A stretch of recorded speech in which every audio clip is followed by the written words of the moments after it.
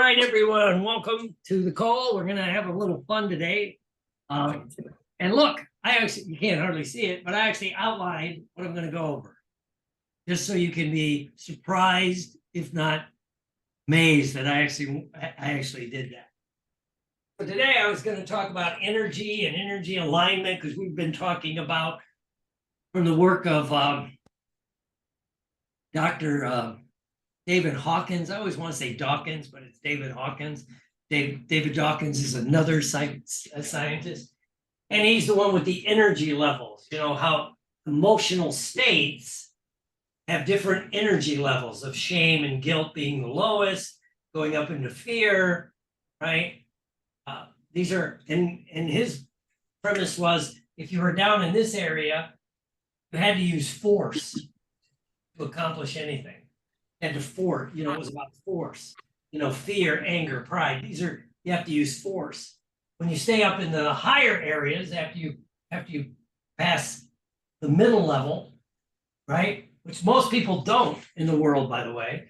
Then when you tap into this, you're tapping into power, right? And his book is the classic work, Force versus Power.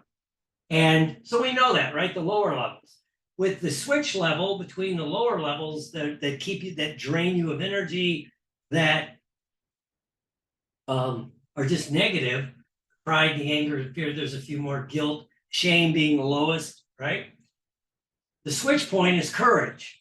And courage is always based on truth, right? Right? The truth is like, I don't know how to do this. I need help to do this. I can't do it by myself. All change starts with truth and courage, and these are interrelated. And then you get into the higher states goes all the way up to like enlightenment. But even if people can get into that courage, willingness, and acceptance, right, into this phase, magic happens. But to be honest with you, most people never get to that, right? How much of our society, here in the States, Canada, well, I've seen it, seems pretty much all over the world, is down here. They're in fear and anger. They're looking at something to be pissed off about, right? Because that drives, right? And if we can get you angry and fearful, we can use it takes less force to get you to comply, right? So you got fear, anger, right? And then they'll try to tag in a little guilt or shame, that you're not doing what everyone else is doing, yada, yada, yada, right? And so anyway, we have the lower levels and the upper levels with, again, courage going into the higher levels. And what will drop you out of this, let's say you're moving into this state of willingness and acceptance, and you're beginning to change and grow, and that is pride, right? When you start getting prideful, because what happens, it pulls you out of the positive down into the negative. And what first thing pride is, I know that. You can't teach me, right? We were talking about sports before we started recording, and every coach hates when an athlete doesn't want to be coached, thinks they know it, right? And it's funny. Usually the elite athletes stay up in here. They're willing to learn new things, different things. I heard, I'm trying to think of which football player, but I've heard a couple of them said, one was Peyton Manning, and considered by many, if you're a football fan, to be one of the greatest of all time, yada, yada, yada. But he talked about he loved to be coached, right? To learn new things about the game, even though he was one of the best in the world at doing it when he did it, and he would stay in there, right? And that is cool. But when you start thinking you know it all, it pulls you out of it, right? God knows those of us in the hypnosis and the NLP world, when you go to conferences, how many times do you see that with people walking around the conference? A lot of times I'll be talking, I'll just say it, I'll be talking to some other presenter. I go, I'm going to go see this thing. Why would I go there? You don't know what they're going to say. I know. This happened to me at one of the last big. Like, how the hell do you know what he's going to say? If he's like any of us, his topic may be this, and he might end up talking, or she may end up talking about this, right? That's just what happens, right? So let's have some fun with this. So anyway, this is the thing. Of course, most people, especially in our world, have a tendency to overrate where we really are. Right? We have a lot of people walking around thinking they're enlightened and they're in the state of love and joy all the time. Right? Have you ever been around someone that kind of wants to present that way and you start talking to them and they're really down here in pride? Right? Where they're really pissed off underneath the surface, and right in here where you get resentment, right, and jealousy, right, envy, right. Why do they have it and I don't? So anyway, we bounce between this, and it's the human. And as Dr. Hawkins said, we're going to bounce up and down. You'll be up here sometimes and people will pull you out. Right? And unless you have a relentless self mechanism installed to keep you on the path, society doesn't want people up here. Right? It wants people down here. It's control, So anyway, that's just like what we've been talking about a little bit. And I said, now, but how can we use this, right? Well, we can think about it, but we got to begin to take action. How does this tie into some of the NLP stuff? Well, one, in a weird way, and we're going to do some exercises today, I promise, kinesiology, right? And I'm going to tie it in with remote viewing. Big leap here. This is going to be a strange, strap in. It's going to be a dark ride, right? But I love the NLP logical levels, right? I talk about them a lot, that you really want to change a permanent change in your behavior, you probably have to shift your identity. If you've been a smoker for 30 years, and I've helped thousands of smokers over the years and thousands of people with weight loss, the ones that are successful long-term change how they think. The ones that don't, they still have that identity of a smoker or an overeater, whatever it happens to be, right? So, but how does this work? Quick review of the logical levels. We have different levels that we operate in. Now, they're not like we step from one to the other. We're in all of these all the time. Just like these are always going on, these are always interacting.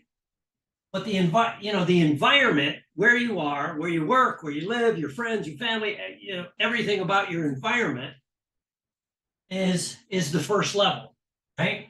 And sometimes your environment will affect your behavior. It's just natural. We're talking about sports. They can tie it into sports. People act differently at a sporting event than they act in church, hopefully, right? Oh, they're not standing up, screaming. This is, well, some churches do. I should correct myself. But generally, we act different based on the environment, right? And a lot of times our problems happen when we don't change our behavior to fit the environment. Anybody ever been in a movie and somebody answered their goddamn cell phone? Right? They're thinking like they're at home. It's like, well, we do that, right? But, but also sometimes your behavior will affect your environment, right? So if you want to change, if you're trying to make a change in your life, one aspect of cognitive behavioral therapy would say, well, change at the lowest possible level. Maybe changing your environment will change your behavior. Maybe not. If you clean up your environment, maybe your behavior changes. Right? But it may or may not. But it will help.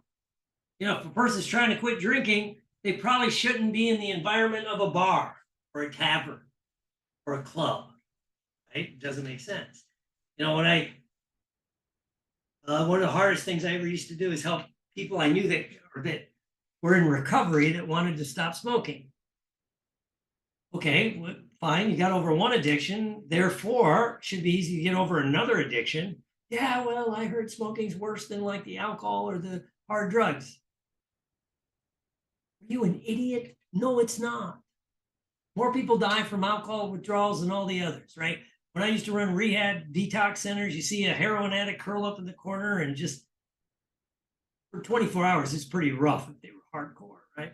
but they're sick, they're throwing up, they're crapping themselves, things like that. Alcoholics can go into grand mal seizures. All a smoker does is bitch, right? But who tells us it's hard? Goes back to outside influences. Anyway, one of the hardest things is the person wants to change their smoking. I say, okay, when you go to the meeting, like a recovery meeting, don't stand outside with the smokers before the meeting. Oh, well, then I'll lose. I won't, whatever it is. Well, if they're not willing to change their environment, behave. You're standing outside with the smokers, you're probably going to smoke. Right? So anyway, all of these happen. We have to change our behaviors in our environment. Sometimes they're interreactive. Sometimes you change your behavior, they don't want you in the environment. Again, I always use addictions as that. If you quit drinking, people say, I'm still going to hang out with my friends. They may not want you anymore. You're the voice of reason. Maybe they're looking at you like they wish they could quit drinking. I've already kind of got back channel thing that I shouldn't be stressing how much I think hypno thoughts has turned into just a pub crawl, right? I said, well, my evidence starts with a cocktail party on Thursday night. Then they're really pushing these pubs, the cocktail parties on Friday, and they're calling it a Vegas tour when they describe it. Sounds like a pub crawl to me. They still do those things. When I was young, that was a big deal. They do them on college camp, you see them, right? So anyway, but the behaviors in the environment, right? So they're interactive. You want to change your behavior, you want to change your environment.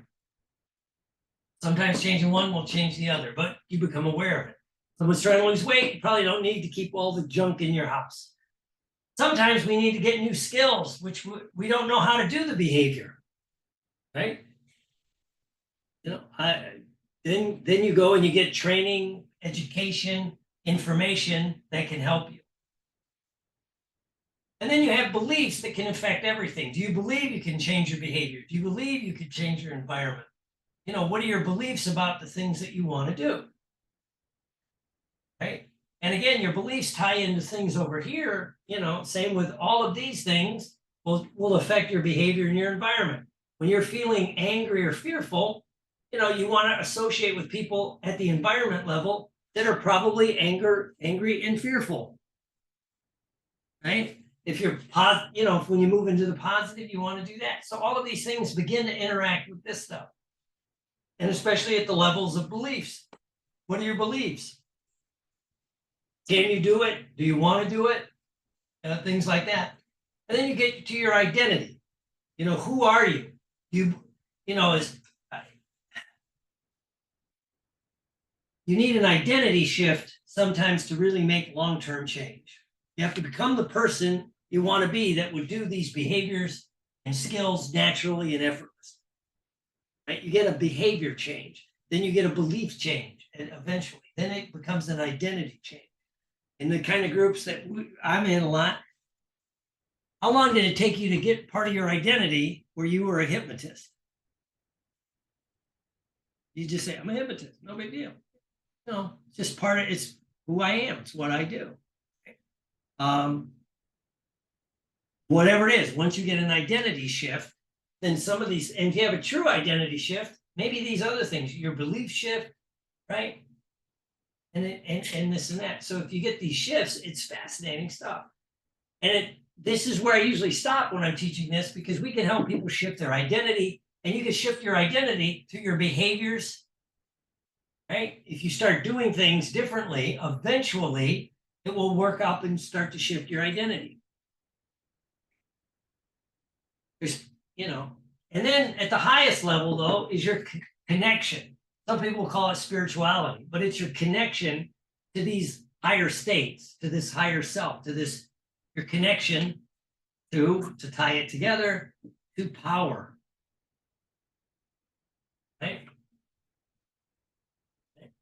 And basically, in long-term change, there's two main ways you really see people have a shift, right? There's really two ways. It's a sport drink. It's not a Budweiser or one of those Coors Light things. Right? So anyway, and the two ways that people know of is you get a spiritual awakening. You get the, what's it called? The flaming bush phenomena. Your life change, and this happens to many people. Your life changes in an instant. And at that moment, everything underneath it changes. Your identity changes. Right? Then your beliefs may shift, and you may have skills, you may go get new skills, but it changes everything. Right? The two that I usually talk about when I'm saying this is, these life-altering phenomenons, and there's as many as you can imagine. Is one is they talk about in the recovery movement, where people they say the prayer, they reach out, and from that moment on, they never have the desire to drink or to get high or to use ever again. It's gone. It's been lifted. Their identity shifts. Right? But that's great, right? And that's what the whole 12-step self-help world is based, a lot of it's based on, but they still have to do the behaviors and things like that, right? Or you could shift back, The other way is, that's a top-down thing. You get a fundamentalist shift. Another example would be when you have a child, right? Usually for women, it's when they find out they're pregnant, right? And then suddenly they're different. They can't do what they did before. Now, some do, but for some people, that's a shift change. For men, a lot of times it's not just when they find out their wife is pregnant, is when the baby's born, right? At that moment, everything shifts. You're responsible for another human being, right? And you're going to act differently, do differently. It'll shift everything, right? So those are some, and there's others that are, cosmic world-shaking things that shift this way. The other way that people change is the opposite. They change this way up. They change their environment. They get new behaviors. They learn new skills. Their shifts begin to change, their identity begin to change, and then they tap into this power, right? So you could change, my saying is, sometimes it's easier to live your way into good thinking, take the actions, make the actions of the behaviors and then the environmental shifts and learn new skills, take the actions. So it's easier to live your way into new thinking than it is to think your way into new living. Right? I mean, and when you do both, you tap into that power, then it's magical, right? And then if you do the behavior and the things like this, then it becomes this circle, until eventually you get a part of your identity that just won't change, right? And those of us that have had kids, right? And if your kids aren't with you anymore, are you still a parent? You still worry about them. My daughter left home at, she was 17 or 18, joined the Navy, never came back. But, I was still worried about her. I mean, still do. Now she lives in DC, does other things, right? But that's in my identity, right? Right? And once it becomes part of your identity, then it's easier to, maintain it regardless of external factors, right? And so what we want to do is realize that these two things are going on, right? And so what we want to do is begin to align at a different level, right? So we can stay into these levels of acceptance and willingness. And I will refer, as Dr. Hawkins says, so I found out I'm not alone. He's fascinated, loved the 12-step program, right? For a lot of and this was long before they had the science to back it up or all the stuff going on. Because you ever been around that world, they always say acceptance is the key, the solution to all my problems, right? If you can stay in acceptance, doesn't mean you like the situation, doesn't mean you're not upset with it, but you have to accept it, right? And they have to be willingness. they have to have a state of willingness, right? To change your behavior, change their thing, realize change is constant, all this other stuff, right?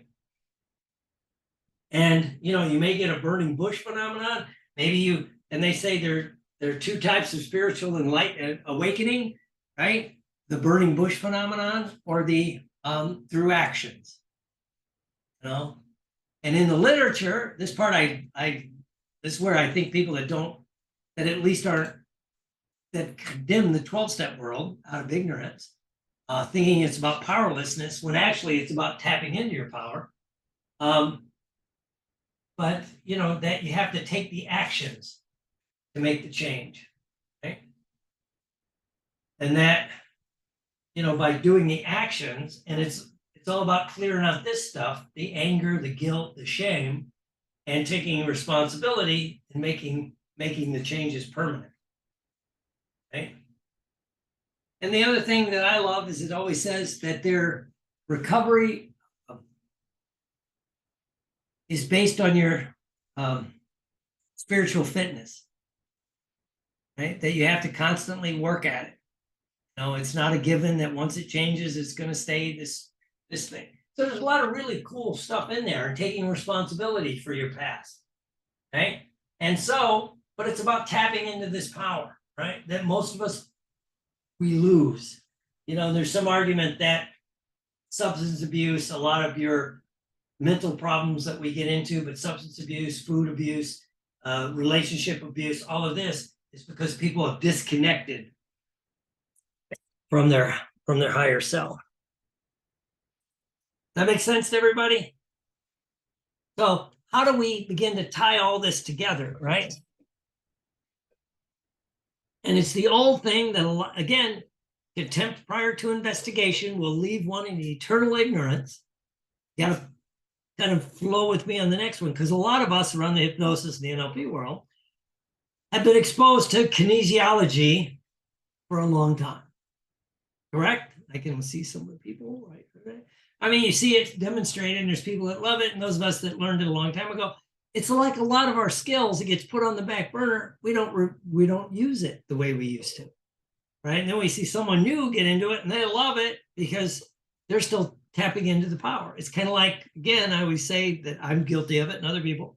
You go to a conference, a seminar, a workshop, and there's all really cool information. You take copious notes, right? Maybe not as copious as our note taker here, but we take notes. And then it goes home, you put the notes on the side, you don't look at them again, you don't begin to do the stuff, right? You're like, oh, that was okay. And then something happens, you go to another conference and you hear it again, stuff like that. But I think that's what it is with kinesiology, right? That our bodies are in tune, if we get out of the way, to our higher selves, our higher power, right? And so we need to reconnect with that. And the easiest way is with kinesiology, the energy testing stuff, right? If we had two people, we could do the test, right? And I think that's why a lot of us don't follow through with it. Is you learn in a seminar, and it's usually you get with other people. A lot of times in my trainer's training, I talk about, energy of the room and how you can test it, that if the speaker's in a good energetic place, it'll affect the room, and you can test everybody's energy and it'll test strong, right? If the speaker or the trainer is in a negative state, the whole room will test negative, right? Which makes you wonder about politics, does it not? I mean, like, I don't care which side you're on, it doesn't matter. They're both wings of the same bird, right? But they're gonna, so anyway, so you can have some fun, so we learn it, but then we just kind of put it on the back burner, right? And then again, there's a little bit of that fear that if we start doing it, what will people think? Even though we're doing hypnosis, which a lot of people think we're nuts for doing in the first place, right? You can just take a pill. You don't have to go, or whatever it happens to be, right? And again, how are you gonna do kinesiology on yourself? Becomes the question, right? At least when I was exposed to it, they didn't teach it. they did the group, like, hey, come here, Janice, we're going to do this. And it's cool stuff. And you do the, if you're into martial arts, they show you these, um, about cutting someone's energy and how it makes them weak just with this motion, right? And things like, it's cool stuff. If you've never seen it, we could play with it. Next time I see you live, this stuff's done fun, right? But it works even through the internet, right? Because we're going to tie this in with how they really teach good remote viewing, right? When you go with, if you ever heard of that thing of remote viewing, it's not you do an out-of-body experience and go to a target. It's the opposite. You tap into the universal consciousness and it just downloads information into you, right? That's the old school remote viewing, not to be confused with an out-of-body experience, right? So you could do this, right? So, but you have to have a test measurement, right? And so the three I like that I'm reincorporating into my life is the finger test. There's a couple finger tests, right? And we're going to practice those now, right? It's this the double circle finger test, right? Where you just do double circles, either index finger, or I like the middle finger because it means a lot to me, right? Come on, lighten up, right?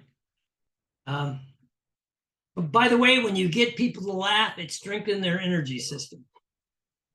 One reason I like it is shifts your energy, right? And you usually feel better after you laugh, right? It does. Why not use that? Plus I like to laugh, so yes, and I will laugh at my own jokes. So anyway, if you do it's kind of like this, when I say, like, think of a happy time, and you think of a happy time, and we were testing your arms, it would test strong.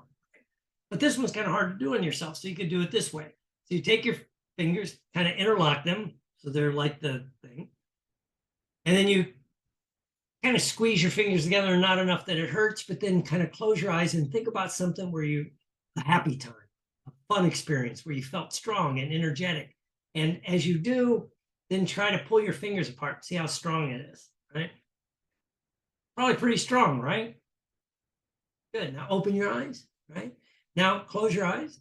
Now think about something that just pisses you off. Even though you don't want it to piss you off, you could just picture that person, place, or thing that's going on in the society or in your personal life just pisses you off, and see if you then try to pull your fingers apart, and do they come apart a lot easier, right? So, when you're thinking about something positive, a positive state, or something that's good for you, your fingers are probably very strong, right? And when you think of a negative state or something that's bad for you, it'll pull apart, right? This seemed to work for everybody. Kind of cool, right? So that's one, right? But you could do this, and it's one you could do anywhere. So if you're thinking about, is something good for you, I could do one even though I do it and I know it's not. I can look at my energy drink and I can ask, is it good for me? No. But do I like the way it makes me feel? Yes, it does. I do, right? So there's always playoffs. But if so there's this finger test. Then there's the scissor finger test. This might be a different one, right? And you probably got to play with both sides, see which one's better, but you pull your fingers apart, right? And again, think about a positive, think about someone you love, think about something that makes you feel good, and see how strong your fingers are. Right? Okay, good. Now do the same thing, but think about something that just pisses you off. It just pisses you off. Now, do you lose that strength? Right? This one for a lot of people is a little better because some of us, you might have a stronger grip, and either one doesn't want to let go. This one I think it has to do with, these are weaker muscles. So if you're a little strong, okay, yeah. And then you think about something that's bad for you. Okay. Now this one you could do, people might people don't pay attention to us anyway. We think people are paying attention to us. But, you know, the only universe you're important in is your own, right? And so anyway, that's a good one. Oh, this one I like, which is your arm is a finger, right? Your finger is an arm. That's, excuse me, I had it backwards. So the same way, if you ever done this in a thing, right? This one, kind of obvious, but you can do it with your finger, right? And again, you just hold it out and think strong, strong. Think about something that makes you feel good, something positive, something you love to do. And notice how strong your finger is. Good. Shake it out. Now think about something that you know is bad for it. No, not just bad for you because you might like it, just something that pulls you down into those negative states, right? And is your finger weaker? Right? This is a good one. Which kind of I saw Reed. This one's probably hard because I've shook his hand. That boy has a grip, right? Right. That boy has a tough grip. Oh, I could riff on that with some jokes, but let's keep it clean, right? But I mean, but these two, the arm is a finger, even on both sides, it's different muscles, right? And again, it's just, you may notice it might not be a huge shift, but enough that you go, oh yeah, all right, okay, there's that. So you got your circles, you got your scissors, you got your finger as an arm. And the one I never could figure out was the sticky. If anybody ever knows the smooth or sticky, where you take your fingers and you just notice how they feel when you know, they're kind of smooth, right? Now, and then just think about something you really like. It gets very smooth, right? Now think about, again, something you dislike that pisses you off. It probably gets a little sticky. This one never really worked for me, but for some people, it's great, right? Right? Maybe that's why you see people in the grocery doing things. They might be doing this. Maybe they're testing, is this good for me or not, right? And some of the stuff so you want to test it. And then all you want to do is begin to internalize this. So if you do this several times a day, it's like any muscle that you're training, any kind of skill that you're developing. Yeah, Janice, don't ask them to pull your finger, especially if it's an old guy. Well, you know, that's a different joke.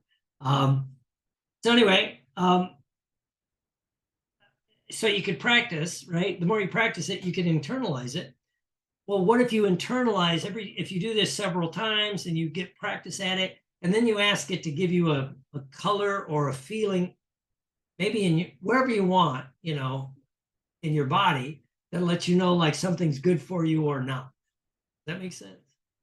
So you're beginning to internalize this, and then much like remote viewing, you're asking to tap into the universal consciousness, the collective unconsciousness, God, if you will, your higher power, to channel this stuff through you, right? And again, if you look at all the spiritual literature throughout time, they talk about being a channel.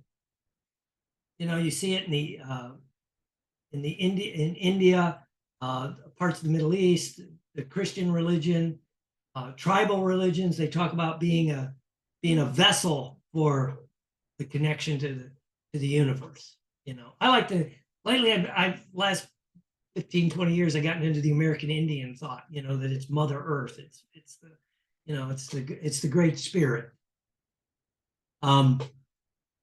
But if you connect with it, then you kind of, that builds your intuition. But that, again, more like the what they teach in remote viewing, which is to just let the information come to you. Don't try to decipher it, right? Of course, over half the class of remote viewing is learning how to decipher the information, right? But if you've tapped into the collective consciousness or the universal consciousness of the higher power, the information is just downloaded. But for what we're doing, a lot of times it's just, is this good for me or bad for me? Should I do this or should I do that? Or should I do this or not? Usually has to be, you know, the analog switch, yes or no. Okay. And again, you still got conscious override of it. You know, again, I could test my energy drink and it generally, no, it's not real good for me. But if I go, do I like the feeling? Yeah, right. And again, then you can make the choice. But, so you want to internalize this. And again, just think about these states. One day, if you wanted to take 10-minute check of this, you could, whichever one you decided to do, the finger, the scissors, the finger, whichever one you want to try, and then practice it, and then just go down that list, which is in the Facebook group, or you can find it. It's in our Facebook group, a couple of places, of like shame, and then guilt, and then apathy, and then all the way fear. Check into the when you have those emotions, how does that affect your energy field? Okay. And again, if we go back a couple of years, at the height of the pandemic, right? They wanted you in anger and fear, right?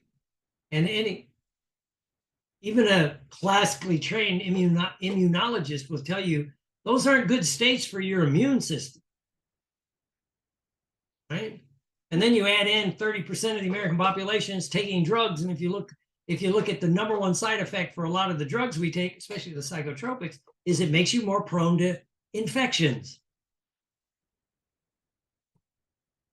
I'm shocked, right? I'm shocked. It's like Dr.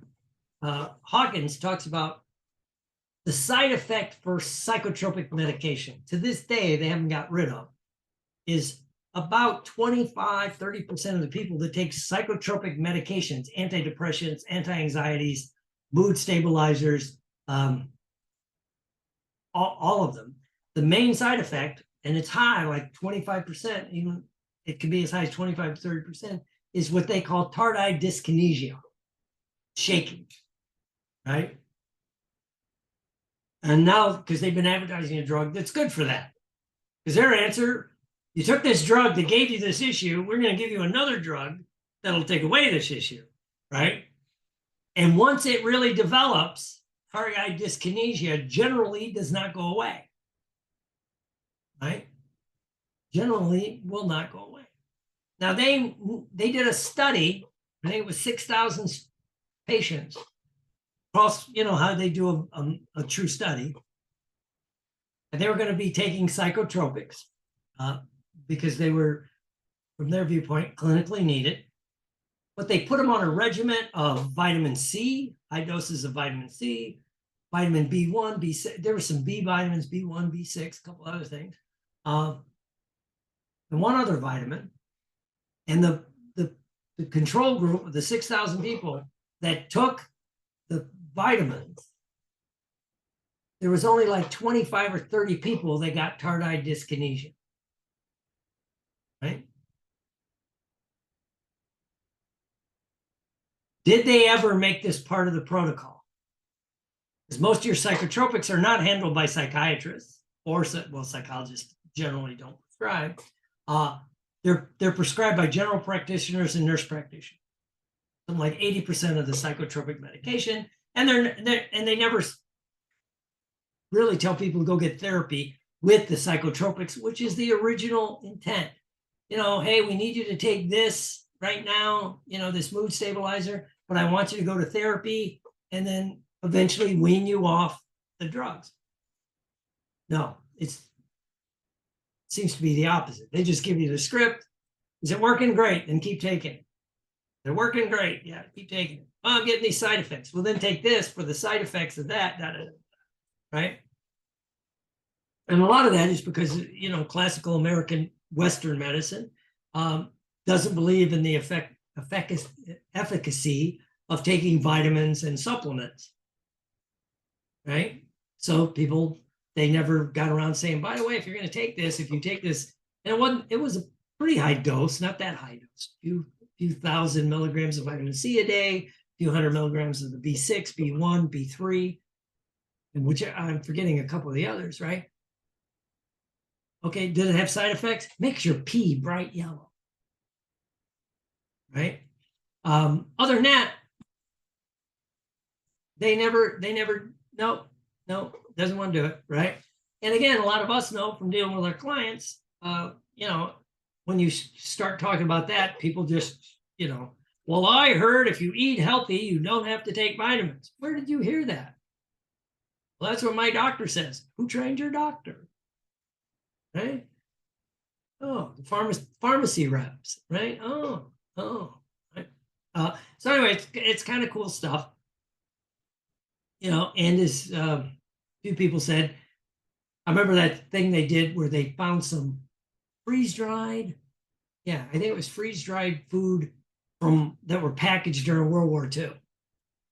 Right, that was stable. It was stable, been there for like 70 years, 60 years, whenever they found this, late 90s. And they measured the vitamin and mineral content of that food versus today's food. Right, it was like less than a third in today's food. From stuff that had been freeze-dried and during the height of the war, right, where they were freeze-driving stuff for the troops. This just I imagine the war ended and they had extra and they just put it away. So anyway, so you want to tie this in where you're going to train your nervous system to become you can still do your little kinesiology tests if you're around something new, for some reason, let's say you need to take a prescription, you could test it, right? And say, is this good for me? And it might test weak. Okay, it's not real good for me. Do I need it now? Yeah, because sometimes just the prescribed medication will get you over the hump, right? Which kind of makes sense, which is, so you could test it, right? And then see how it is for you. And then ask, is there anything I can do that would make this so it doesn't harm my body? There's all this fun stuff, right? But we want to align our nervous system, if you will, right? Up in here, our higher power. So we get up in here. So it can help our beliefs and our attitudes by tapping into this and our kinesiology, bring it back and have some fun with retraining our systems, right? Because many times, just because it was very in tuned at one point, how many people before the lockdowns happened were in great shape? They were exercising regularly, eating good. They were da-da-da-da-da. Lockdown happened. Now the lockdown's gone. Well, I should be able to do what I was doing in 2019. Not really. I got, right before COVID hit, I also tore my Achilles, so I wasn't training yet. The other day, I broke out some karate stuff and started practicing. I thought I was going to dislocate my elbows and my shoulders trying to do some of the simple moves that I could do in 2018. It's like I got to retrain the joints and the tendons. It's not just the muscles, right? As Reed would know, it's the joints and the tendons, and So anyway, that's just, I wanted to put all that together so you could train your nervous system and then have some fun with it, and become more intuitive. Ooh, my pin. Boom. Now we're back to this. Does that make sense to everybody? Good information. I really enjoyed that. Yes. Stuff to get me thinking and reflecting, especially. I burned my foot. They put me, I got really infected and they put me on a bunch of antibiotics, and they sent me home with a bunch of antibiotics after I got out of the hospital. And the 2 months since then, I've had 3 really nasty colds. And it's my immune system had shut down apparently from all the antibiotics, and my body was just overwhelmed with whatever germ was happened to be sailing the same direction I was, and it's been miserable. But I, of all people, my landlord said, B12 spray on the bottom of your tongue and do acidophilus probiotics because they tend to work better. I don't know if it's gonna, those are the answer, but at this point, I'm desperate. I'll do whatever I'm told. Reed, you can call me on the side. I can talk to you about that because I lived that experience. Okay. So my whole immune system crashed. Oh wow. And I had to really drag myself up. But so if you want, I have something that you might consider Okay, adding. So, call me if you want. okay, all right, Mhm. Cool. yeah. All right. I'm gonna stop the recording. I'll start it again toward the end. So that's kind of an overview of the, those energy states we were talking about: shame, guilt at the lowest level, up to like love and joy and enlightenment. And again, remember, most of us overestimate where we are on that chart. We think we're up in these higher levels where, hopefully we're there some of the time, right? Right. And again, how many of us know it's like if you turn on the news, it pulls you down? And I was because the news is on the other day, and around here, it was Sarasota, Florida, right? They're saying how dangerous this area is. Swear to God. Okay, fine. And then I go to Walmart. Holy world. I went to Walmart, get out of my car, and next to me was a motorcycle. And the guy had just left his helmet on top of the bike and went into Walmart. And I'm thinking, this area can't be that goddamn dangerous if somebody's leaving a $300 motorcycle helmet. I don't think he would do that in like the south side of Chicago or Gary, Indiana. I don't think he'd leave they'll just break it off the locks on the motorcycle, right? But it's the illusion because they want you in certain states. So anyway, there's those states, right? I tied it into a little bit of our logical levels, how we're always, and it's the same kind of concept. You're in all of these levels at the same time. And the same with all of those states. Even if you might be in willingness up here, it's easy to drop down. So we have that, right? And I tied it into kinesiology and how you can begin to tune your nervous system. So it's a lot of fun. And if you have any questions, just reach out. And if you as we're doing this today, my next course is NLP based spiritual marketing: how to build your business without losing your soul. So if you want information about that, it'll be in the link below. Where's the link? Yeah, because when this points, right, it'll be in the link below if you want some information about the NLP and spiritual based marketing, how to build your business without losing your soul. Click on the link. Let me know if you're interested. And of course, it's recorded, so you can review it later. And for my inner circle people, if you have questions, just reach out. And again, I'm always happy to help. And if you have any questions, just let me know.